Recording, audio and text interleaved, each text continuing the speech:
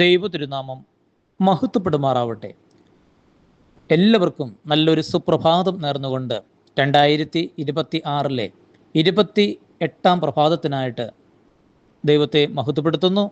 ദൈവമക്കളെ, ഇന്നത്തെ നമ്മുടെ ധ്യാന ചിന്ത യെശയ്യാ പ്രവാചകൻ്റെ പുസ്തകം 30-ാം അധ്യായം 15-ാം തിരുവചനമാണ്. ഈ വചനം നമുക്കൊന്ന് ചേർന്ന് വായിക്കാം. അവിടെ കർത്താവ് അരുളി ചെയ്യുന്നു, തിരിച്ചു വന്ന് സ്വസ്ഥമായിരുന്നാൽ നിങ്ങൾ രക്ഷപ്പെടും. സ്വസ്ഥതയും ആശ്രയവും ആയിരിക്കും നിങ്ങളുടെ ബലം. എന്നാൽ നിങ്ങൾ അങ്ങനെ ആയിരുന്നില്ല. നമ്മൾ ദൈവത്തിൽ ആശ്രയിക്കാതെ, ദൈവ ആലോചന കൂടാതെ ജീവിതം തകർന്ന് തരിപ്പണമായി പോകുന്ന വഴികളെല്ലാം അടഞ്ഞടഞ്ഞു പോവുകയാണ്. ഒരു ലോൺ എടുക്കാൻ പോയാൽ കിട്ടത്തില്ല, ഒരാളോട് പൈസ കടം മേടിക്കാൻ പോയാൽ കിട്ടത്തില്ല, ഒരു അഡ്മിഷന് പോയാൽ കിട്ടത്തില്ല, ഒരു ഇൻ്റർവ്യൂവിന് പോയാൽ കിട്ടത്തില്ല. നമ്മുടെ വഴികളെല്ലാം അടച്ചു പൂട്ടപ്പെടുകയാണ്.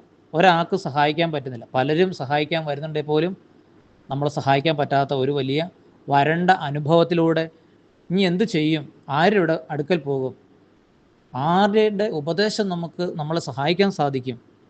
അപ്പോൾ അങ്ങനെ വരുമ്പോൾ വിശുദ്ധ കുർബാനയുടെ മുമ്പാകെ, ബലിപീഠത്തിൻ്റെ മുമ്പാകെ, ത്രോണോസിൻ്റെ മുമ്പാകെ, ബലിയർപ്പിക്കുന്ന യാഗപീഠത്തിൻ്റെ മുമ്പാകെ നീ മുട്ടുകുത്തി കൈ വിരിച്ചു പിടിച്ച് സ്വസ്ഥമായിരുന്നാൽ രക്ഷപ്പെടുമെന്ന് പരിശുദ്ധാത്മാവ് ആഹ്വാനം ചെയ്യുകയാണ്.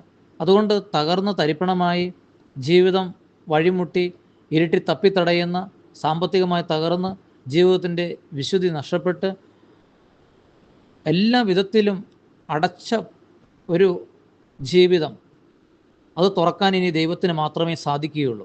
അതുകൊണ്ട് നീ ബലിപീഠത്തിലേക്ക്, ആ ബലിപീഠത്തിൽ നിന്ന്, അതിൻ്റെ അടിത്തട്ടിൽ നിന്ന് ഒഴുകുന്ന ആ ജീവജലം രുചിക്കുവാൻ തക്കവിധം, അനുഭവിക്കുവാൻ തക്കവിധം നീ ബലിപീഠത്തിന് സമീപത്ത് സ്വസ്ഥമായിരുന്നാൽ നീ രക്ഷപ്പെടും.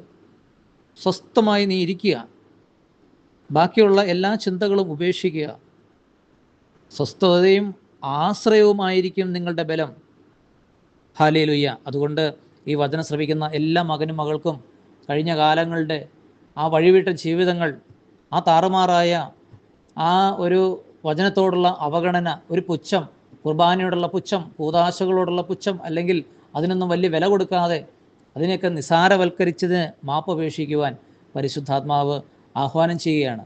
അതുകൊണ്ട് വചനം ശ്രവിക്കുന്ന ഓരോ മകനും മകൾക്കും നല്ല ഒരു വിശുദ്ധീകരണത്തിൻ്റെ നാളായി ഈ നോമ്പിൻ്റെ ദിവസം മാറട്ടെ എന്ന് പ്രാർത്ഥിച്ച് ആശംസിച്ചുകൊണ്ട് പ്രാർത്ഥനാപൂർവ്വം പുത്തൂർ കുടിലിൽ ജയ്മോനച്ചൻ.